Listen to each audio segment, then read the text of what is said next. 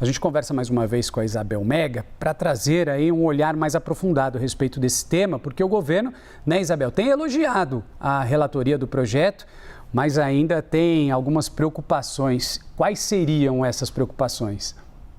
Bom, esse texto vai ter que voltar para a Câmara dos Deputados e foi lá a origem de todo o problema. O texto passou por muitas mudanças, por muitas versões de relatório de Guilherme Derrite, que saiu da Secretaria de Segurança Pública do governo Tarcísio, aí em São Paulo, direto para Brasília para relatar essa proposta.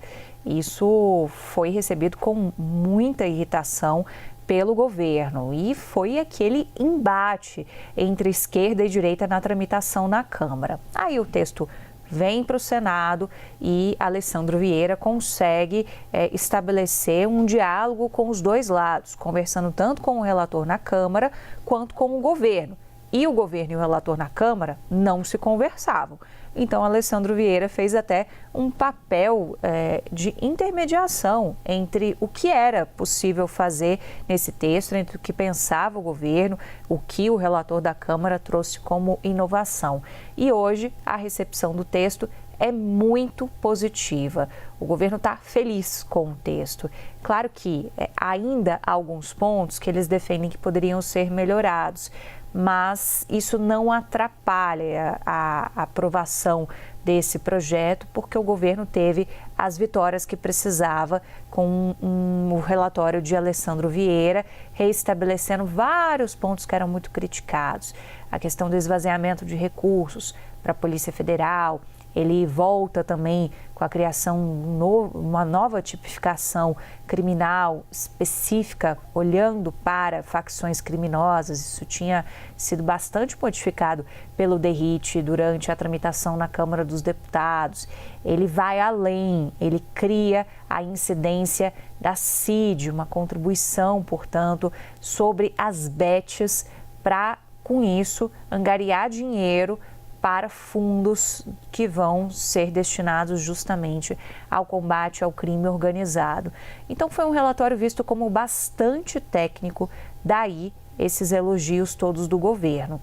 Agora, na semana que vem, a perspectiva de votação dessa matéria na CCJ, tem uma perspectiva muito positiva de que o plenário do Senado também possa já dar encaminhamento, e aí esse texto voltaria para a Câmara dos Deputados. Então, ficou um certo trauma, digamos assim, dessa tramitação na Câmara dos Deputados. Dá para a gente dizer que o governo só vai respirar aliviado 100% quando tiver essa segunda passagem pela Câmara dos Deputados, porque os deputados eles vão ter o poder de dar a palavra final em torno daquilo que o Senado Federal fizer de modificações.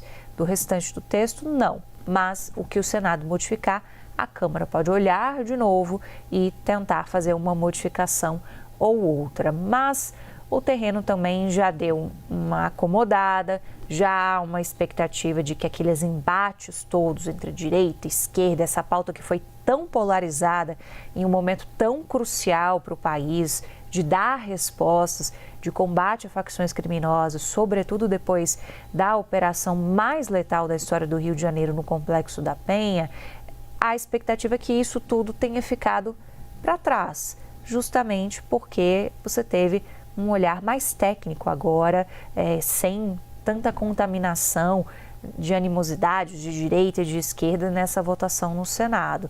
E isso pode ajudar a contribuir que, voltando para a Câmara, você tenha também um clima melhor.